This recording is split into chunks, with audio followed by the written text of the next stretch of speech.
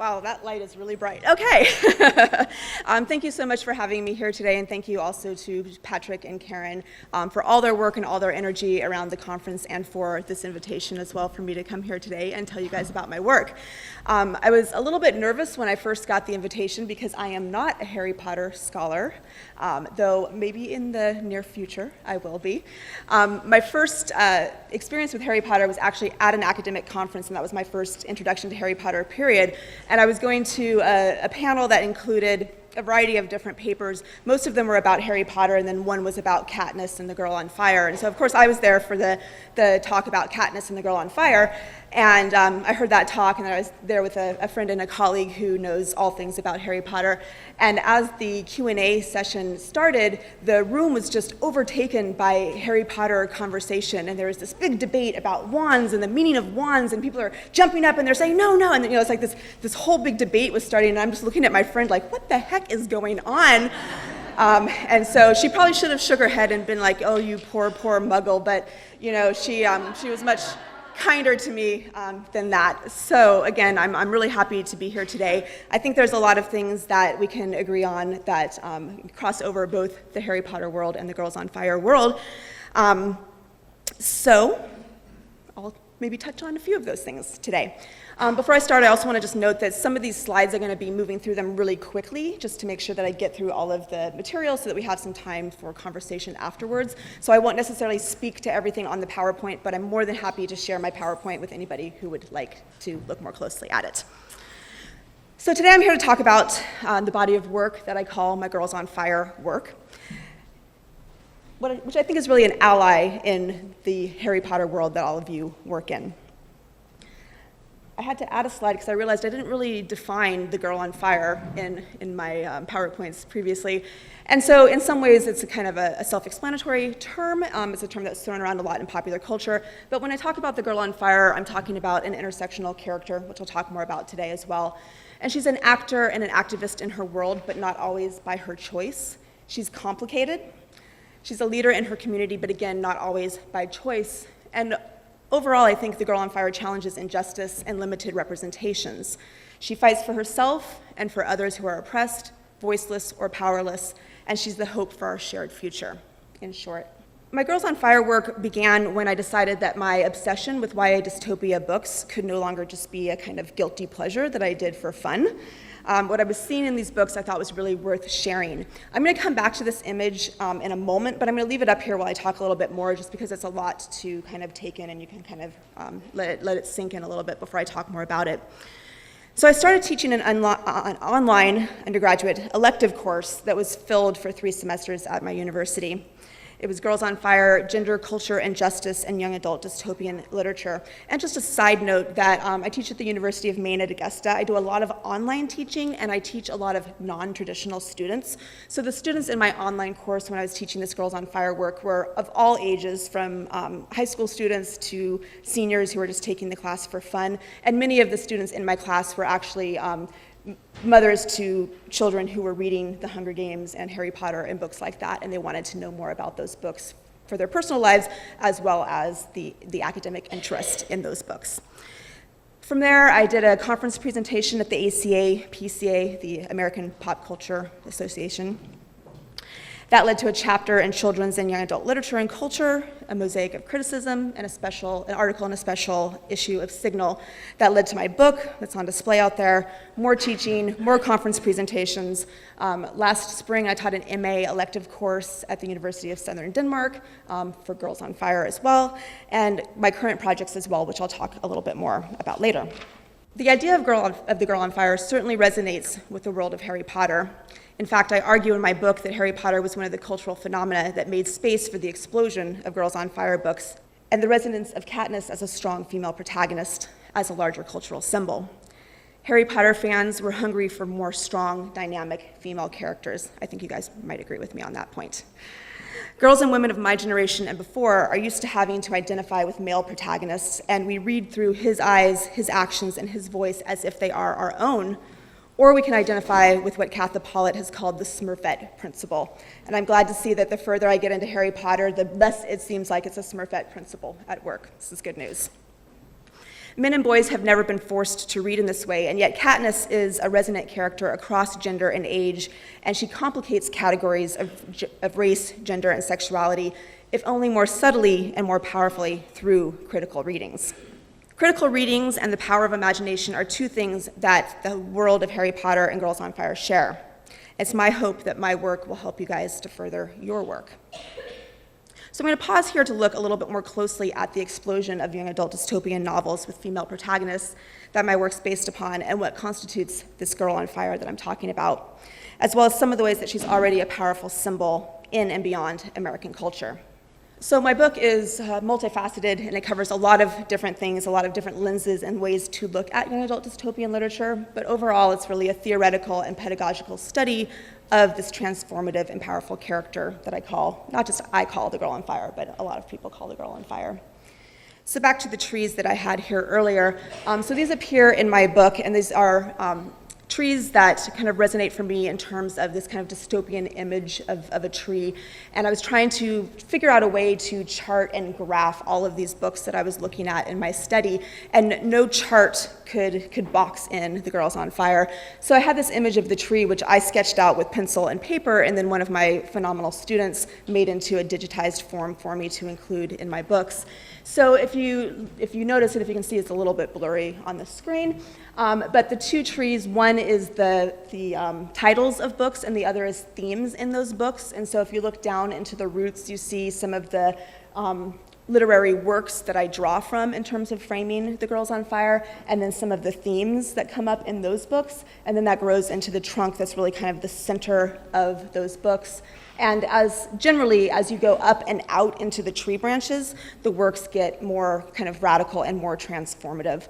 And so while a lot of people are familiar with the Hunger Games and they're familiar with the Divergent series, for instance, my study looks at over 140 plus books. And so there's a ton of books out there beyond the Hunger Games and beyond the Divergent series that part of my hope in my work is to bring attention to these books. And so I have a pretty extensive kind of bibliography and list of books in my book as well to try to point people toward more of these books. So generally, these are coming-of-age stories, and they're more or less set in dystopic times, and I'm using a really wide umbrella in terms of determining what dystopia is. So a lot of different themes that come into play there. Again, like I said, over 140 books that I look at in this study. They're in the young adult genre, besides the ones that are kind of the roots of that study. And depending upon who you ask, as I'm sure a lot of you know, the young adult genre age kind of shifts from critic to critic. They are all featuring female protagonists, and I think it's also important to note that most of these books are written in first person, so we're actually in the head and the voice of the girl on fire, though some have dual narration and some have third person narration. But again, almost all of them are the girl's voice that we're hearing. Typically, the female protagonist is 16 or 17, so a good kind of coming of age. Sometimes she's 15, sometimes she's 18, sometimes a little older, sometimes a little younger. Typically, she's lower class, or she's in a scenario where she's fighting for her survival. The books are overwhelmingly white, but more complicated, and I'll talk a little bit more about that shortly. And they are overwhelmingly heterosexual, but more complicated. They're also overwhelmingly kind of romance novels, teenage romance novels, which is, I think, a lot of times why people disregard them as being important books. So Katniss is, of course, the most visible girl on fire, and there's symbolic power behind her character in the Hunger Games books. A lot of the same kind of statues and clothing and all of these things that we see around Harry Potter, we see around Katniss as well, and of course the films as well. So today I want to look more closely at some of the ways in which the Girl on Fire, both the theory and the pedagogy, inform the way we think about fiction and the future. And I want to pose some questions for further explorations between Harry Potter and Girls on Fire, from a magical world of imagination to a dystopian world that's also inspired by imagination. So what is it about dystopian texts with Girls on Fire that speak to contemporary political realities and the possibility for social change and social justice? And what can we learn from Girls on Fire that might help us to better understand the power and potential of Harry Potter? So first I'm going to look a little bit more closely at the kind of contemporary dystopian world that we're all living in, and then turn a little bit to intersectionality, and the importance of going beyond diversity models in literature and criticism. And then finally, I want to look at some of the kind of action inspired by Girls on Fire, particularly activism, teaching, community connections, movement, and self-care. Okay, so first, we all had a good laugh about our current dystopian world, which is funny and not funny at the same time, of course. So a lot of times, people consider utopia and dystopia to be opposites, and they really aren't. What's one person's dystopia is another person's utopia, and vice versa. So they really are really closely connected and not really opposites at all. At times in the United States history, America has been seen as this great utopian experiment in problematic as well as promising ways. Today, American dystopia is not difficult to imagine. But we did do some imagining. So there was this really great episode of The Daily Show, October 31st, 2016, where the whole episode was just this dystopian fantasy about what would happen if Trump was elected. Of course, it's not really that funny anymore. Okay. Samantha Bee also made some references to this kind of dystopian world, and I'll let you guys interpret what the image here might represent. But also beyond comedy, we hear the word dystopia thrown around in the news all the time. And so, for instance, Joy Reid talked about The Handmaid's Tale and how we're seeing a lot of contemporary realities that seem a lot like The Handmaid's Tale. We see this book growing in popularity. We see these conversations taking place where people, mostly women, are saying, oh my gosh, when I read that book originally, I didn't really think about that would be a possible reality in the near future, and seeing how these things are playing out in other kinds of places and spaces, again, all around. The internet has become, this dystopian aspect of the internet has become impossible to ignore. And again, just a couple political cartoons as well. But at least we kept that Hillary Clinton out of the White House, right? And again, very dystopian kinds of images that we see here.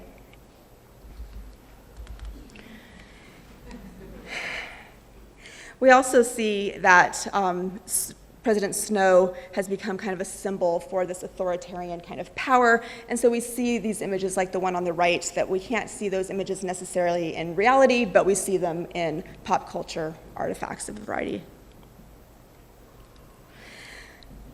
But even before the election of Trump, the US was showing these dystopic signs, and many of the problems that we have in America are, of course, shared around the world.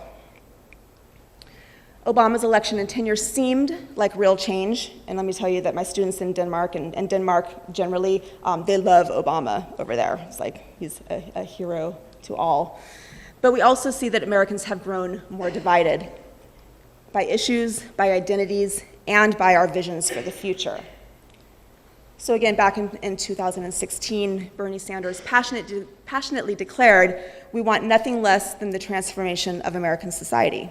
Sounds great. I was all on board with that message all through grad school, all through all of the wonderful postmodern critiques that we do, right? But at the same time, on the other side of the spectrum, we have people like Steve Bannon, who's saying almost the same thing in a little bit different language. So really openly admitting that to blow everything up and essentially destroy the existing social and political order is one of his aims in this unending battle for deconstruction of the administrative state, and that Trump is a blunt instrument for us in this fight. So we see, again, similar language, but we know that what comes after the blowing up of this thing, we don't really have a vision for that all the time. And so we see these kind of left and right divides, and a lot of times on the left we see idealism, and a lot of times on the right we see nostalgia. On the left, we seem out of touch with reality. On the right, we seem out of touch with reality because we're looking at a past that never really existed as being an ideal in the future. So again, both really lack the ability to imagine something new. But change is coming, ready or not, and that's the kind of the theme in all the Girls on Fire books. Change is coming, ready or not. We have new leadership, we have new ideas, and we have new approaches that come with the inclusion of women and girls in leadership positions. We have these radical kinds of ideas like, I believe healthcare is a right and people should be paid enough to live. right? Really super radical ideas.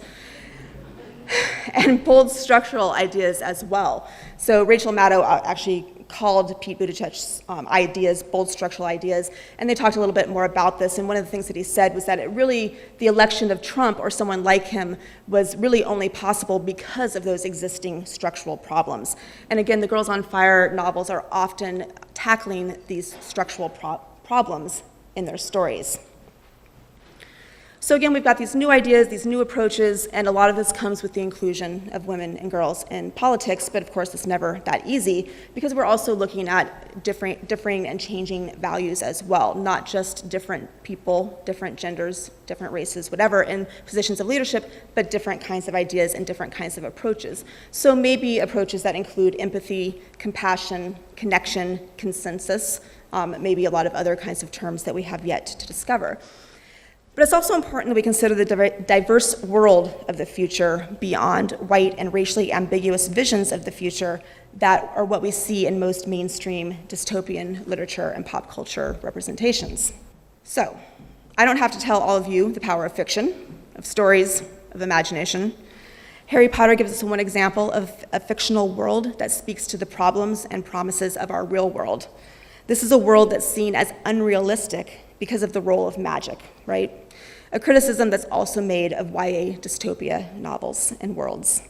And a side note here, there's all sorts of really interesting elements of magic in these dystopian worlds of Girls on Fire, but I'll digress if I dig into those. So we know that fiction of all kinds reveals truths that reality obscures, to paraphrase more than one literary critic, but what's often most unrealistic about dystopian fiction is the lack of diversity in our visions for the future. So whiteness is one thing when it's in the world of wizards and witches in an imagined England, for instance, but it's a whole other thing in the fictional futures of American young adult dystopia. I'll give you a minute to let it soak in. So intersectionality is one lens that helps us to complicate the text of Girls on Fire, and of course other texts as well. The lived experiences, complexities, interconnected domains of power, and social justice all speak to the body of Girls on Fire works, especially those texts that include explicit engagement with, for instance, race and whiteness, sex and sexuality, and intersections and indigeneity. This is more than just quote-unquote diversity. So what I term Othered Girls on Fire books provides some opportunities for conscious and critical engagement with issues of race, ethnicity, and intersectional identities, for instance. And we see some of these books pictured here.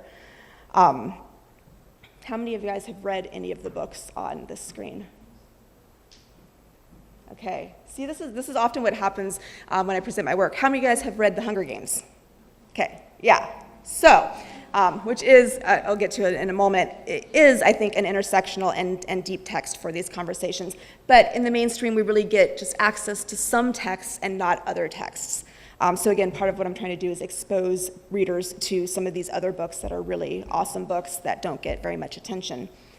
And this particular legacy of the Girls on Fire, rather than finding its origins in The Hunger Games, for instance, I really traced those origins back to Octavia Butler's work, and particularly her series, Parable of the Sower, Parable of the Talents. I just pictured Parable of the Sower here, just to illustrate how different these covers look. Of course, these are not YA books, even though in my class we read Parable of the Sower, and part of our conversation is, why is this or is this not a YA book? It's not a YA book, but it features a teenage protagonist.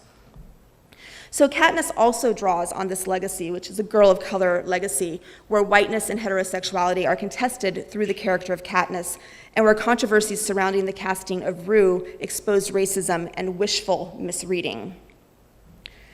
Some of the Girls on Fire stories, like the CW series, The 100, I think do provide intersectional kinds of futures in film and television, but they're still centered around whiteness. And in fact, when I was putting together this PowerPoint, I really wanted to include a picture of The 100, and every single picture I found, like the whiteness of the characters are just like glowing through the pictures, so I decided not to actually have a picture of the CW 100 series. In addition to singular texts, Girls on Fire create alliances across genre and mode, connecting through themes as well as through real-life girls and women on fire. In this example, I have 4 texts that speak to many of the same themes, and I've got some of those listed up here on the left. And they really center around the experiences of Black girls.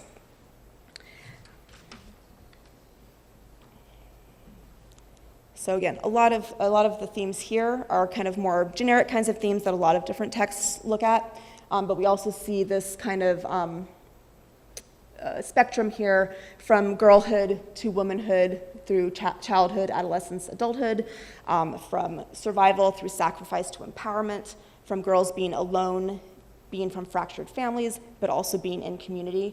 And then across these texts, we also see other less kind of generic themes. We see a lot around fathers, a lot around mothering, trauma and survival, agency, perspective, empowerment, redefinition, community, etc. And all of this comes to a resounding crescendo in Beyonce's Lemonade.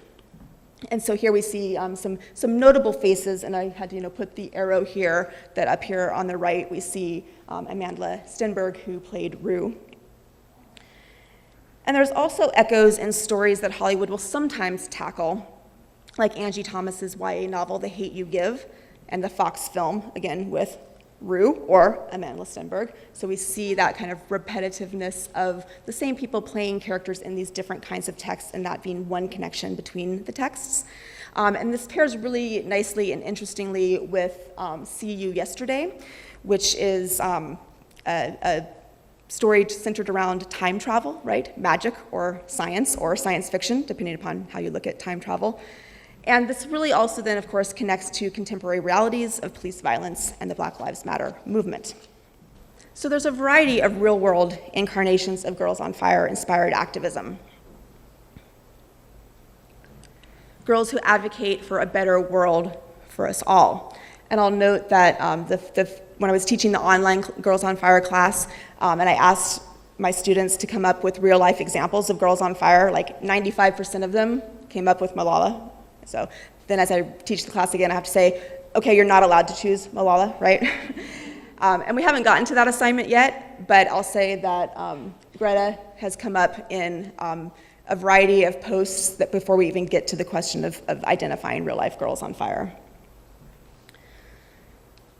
The activism inspired by Harry Potter has a direct connection and impact on Girls on Fire in fiction and in life, in part through the Harry Potter Alliance.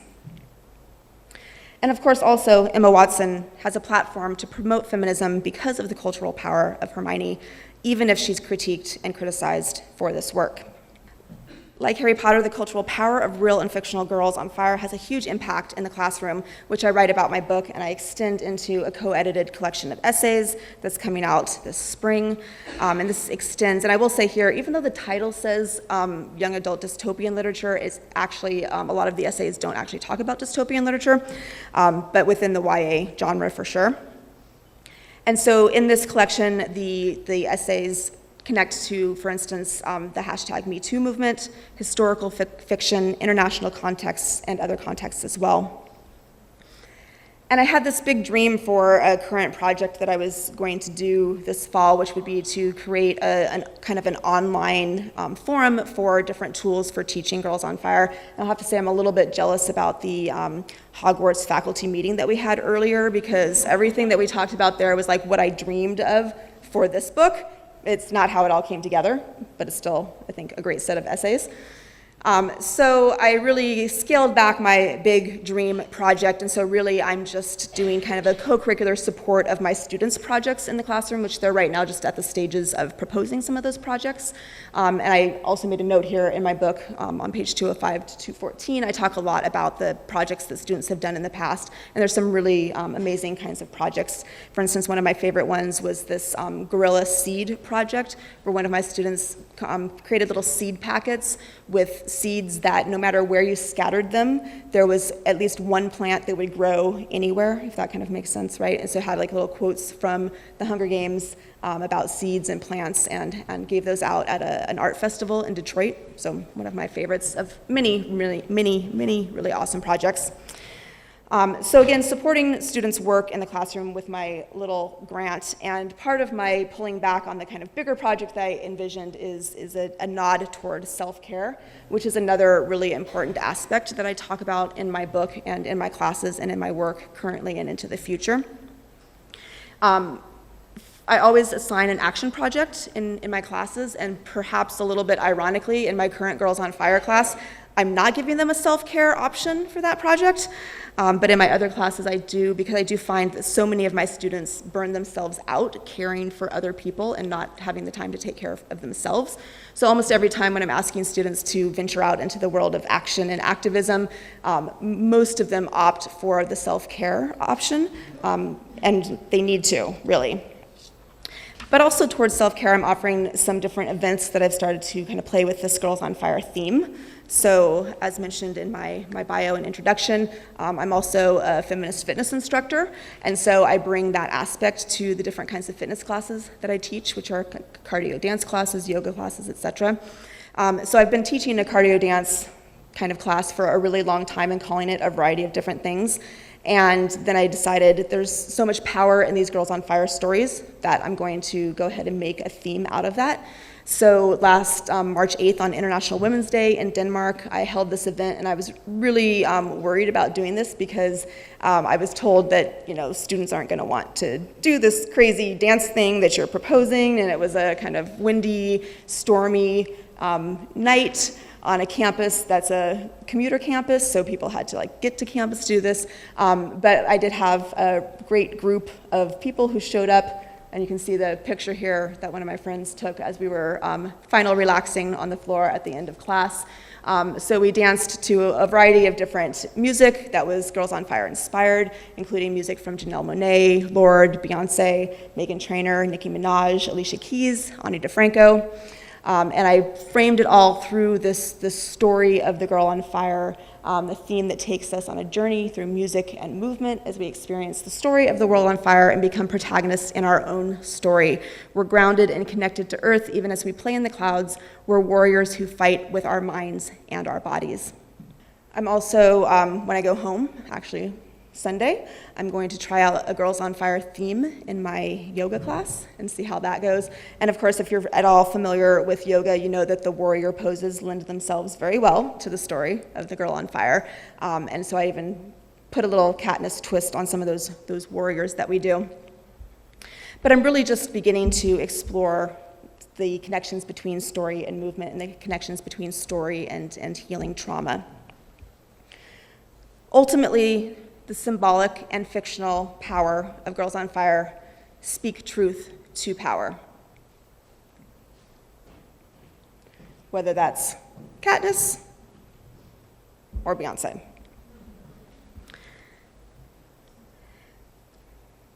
The symbolic power of the Girl on Fire speaks to and through girls and women, but ultimately these stories are for everyone, for a vision of the future that challenges us to be better in the present. To conclude with the questions that I started with, what is it about dystopian texts with Girls on Fire that speak to contemporary political realities and the possibility for social justice and social change? And what can we learn from Girls on Fire that might help us better understand the power and potential of Harry Potter? And I'll be curious to know what you guys think. So to conclude as well, I'm going to quote from Harry Potter and the Chamber of Secrets, but I will not do so well as so many of you have done your dramatic readings from the books and your wonderful presentations that I've seen so far. Conjuring up portable waterproof fires was a specialty of Hermione's. Girls on Fire continue the burn and make new worlds from the ashes, and we could all use a little bit more magic and imagination in this world. Thank you.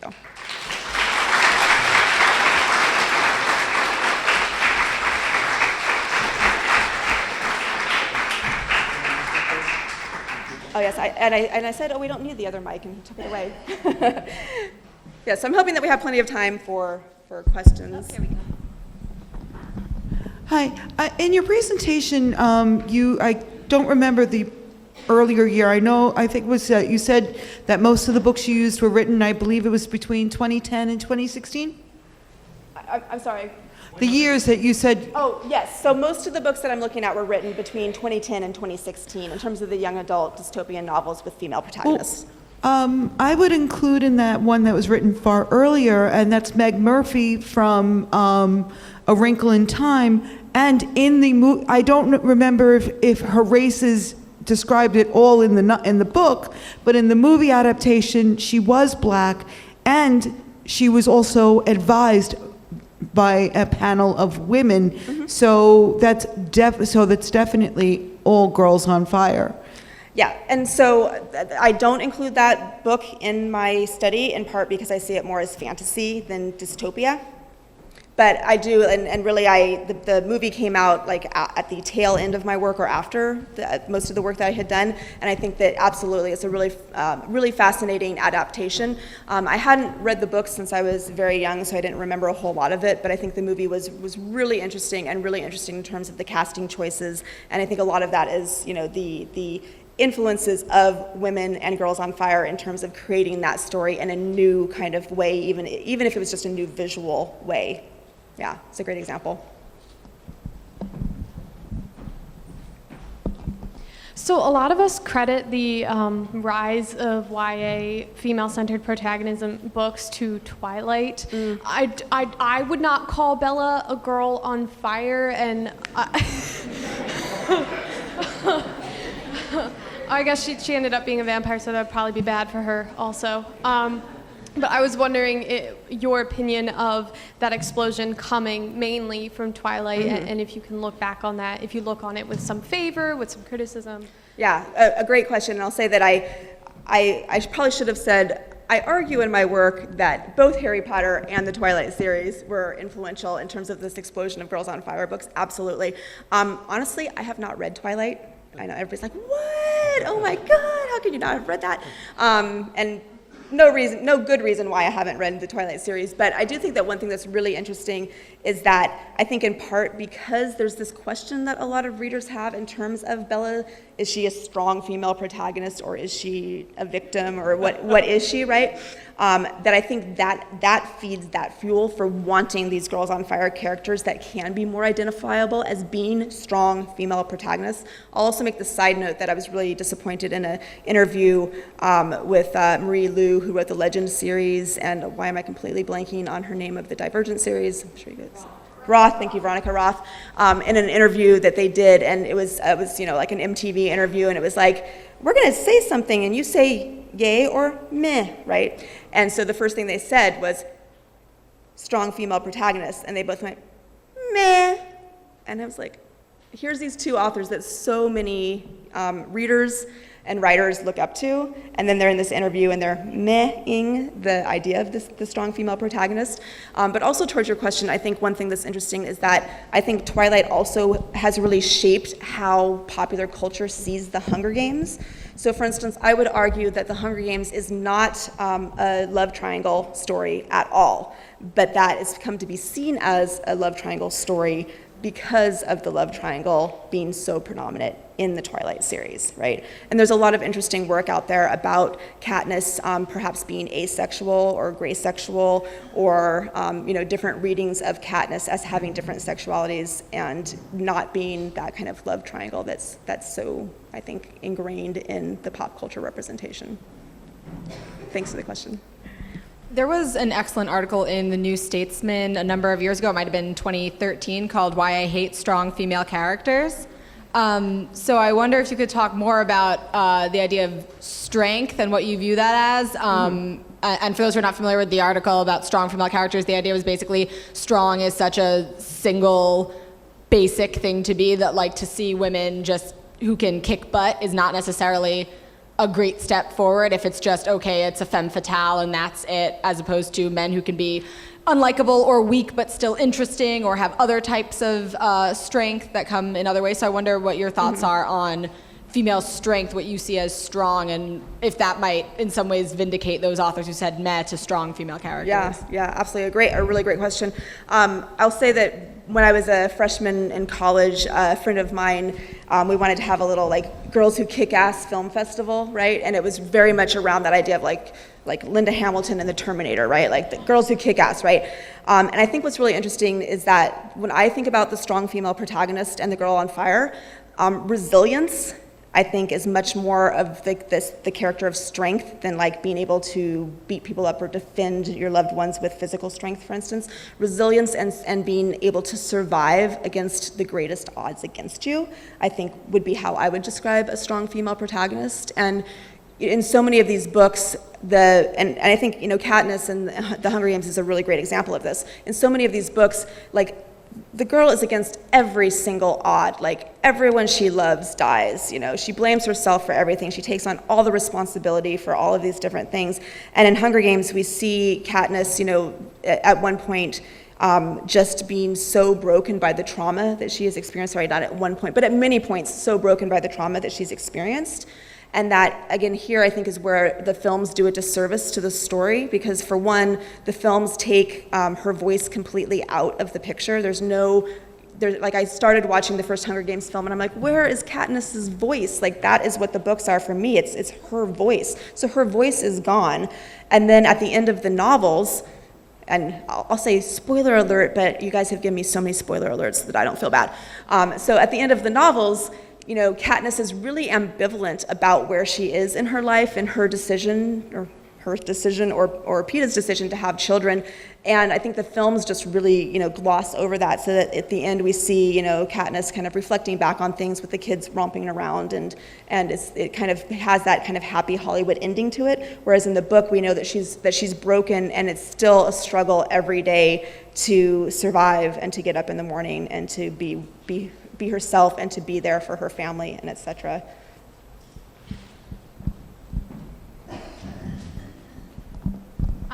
You made a really great distinction in your definition on Girl on Fire about not always choosing to be the activist and actor. Do you see a change in current movements and current YA dystopia that's kind of changing that and having the female protagonist take on her own political agenda? Absolutely. I think it's to somewhat digress from the world of YA dystopia. I think that I've often told people that, it's, as sad as this sounds, that Donald Trump has probably done more for feminism than Hillary Clinton ever could have, sadly. But I've seen a huge shift in culture, in pop culture, and in my students as well. I teach Intro to Women's Studies very regularly, and 10 years ago when I started teaching Intro to Women's Studies, we kind of do a little like first day experiment, like, please, raise your hand if you're a feminist, and no one raises their hand, right? Well, in the last 2 years, we asked that question on the first day of class, and most of the class is raising their hand. I'm teaching online, so they're digitally, or they're, raising their hand in cyberspace, but they're almost all identifying with feminism, because feminism has changed from being a bad word that no one wants to associate themselves with to being a powerful and empowering word. And so I think, we see that shift in culture, in pop culture, in politics, and in the real lives of girls and women as well. It's a great question. Hi, so I have first a comment. I just found it really interesting, what you're saying about the importance of dystopias in our current era, and I was just going to say that my 12-year-old son, it was a couple of years ago, he just said to me, he's not very reflective, but he said, I feel like we're living in Harry Potter book 5. And Nice. my response to that was Dumbledore's army still recruiting, right? So the idea that it does give you a little bit of a guidebook or something going forward, and it becomes more important as you're living in times that are difficult. But I also wondered if you have seen, there's a BuzzFeed that is, it imagines Hermione as the central character in the Harry Potter series, and it reinvents the movies as Hermione Granger and the GD patriarchy, and it has the theme of her, it shows like from the movie, her setting Snape on fire in the beginning, and then it sort of imagines that she's setting Hogwarts on fire kind of at the end. It's a little bit of a motif of fire, and Hermione in that rebellious quality that's a little bit underneath the radar, but really magnifying it and rewriting it in a way that does emphasize that she's a girl on fire. Yeah, that's so awesome. I'm glad you reminded me of that because someone had told me about that and then I had forgotten about it and I wanted to take a closer look. But that also reminds me, I think that, as wonderful as the books themselves are, both for Harry Potter and for Girls on Fire, I think what's even more wonderful is what readers and fans do with those books. And I think that's a really great example of that, right? That the books really give us that material to dive into, to reimagine, to rethink, to cut up, to put in a different kind of order, to make other kinds of stories out of those stories. And that, I think that's a really great example. And it is the Girl on Fire story, right? Yeah, literally. All right, we have only 4 more minutes before we have to move on to the next one, so I'm going to take the last question. I'm particularly interested in, you seem to suggest throughout your talk about moving from the stories and the reading of stories to actual life and activism, but can you speak a little bit more about how you do that and how successful you have seen it work? How successfully you've seen it work? Sure. So I'd say, and for one point, so when I started teaching the Girls on Fire class online, I had a lot of students who, some students who joined the class because they had read The Hunger Games and they were interested in it, but most of the students didn't read a lot, period, and definitely were not interested in science fiction or dystopian kinds of texts. And I found that for the most part, like all of the students in that class really, really did come to identify with that idea of the girl on fire. And I saw them really kind of processing through their lives and the struggles that they had been through and identifying themselves or other girls or women that they knew as being girls on fire in their lives. So I see that kind of that resonance with the story for sure. Also empowering students to do action projects, which I give them pretty free rein in terms of what they're creating. And so a lot of them are using teaching moments, so they're creating artwork or they're doing other kinds of projects that have kind of creative interpretations is another way that we kind of harness that kind of power. But I think also that that identification with that girl who is the center of the story. And I wish there was a presentation that I saw earlier today that had a really great meme that they had up about that same kind of idea, but that idea of the girl who's the center of her story, that she doesn't have to be the sidekick, she doesn't have to be the only girl in the room, she doesn't have to be the one who doesn't have anything to say in the room, right? But she has plenty to say in her diary at home, so to speak. That symbol, I think, then gives real girls and women that kind of story to rally around and behind, I guess I would say. And so in part, the examples that I used in terms of bringing that theme into fitness spaces, for instance, the other space that I work in, is one way that I'm doing that as well. Yeah. Thank you, Sarah. Let's all thank our you. speaker. Thank you.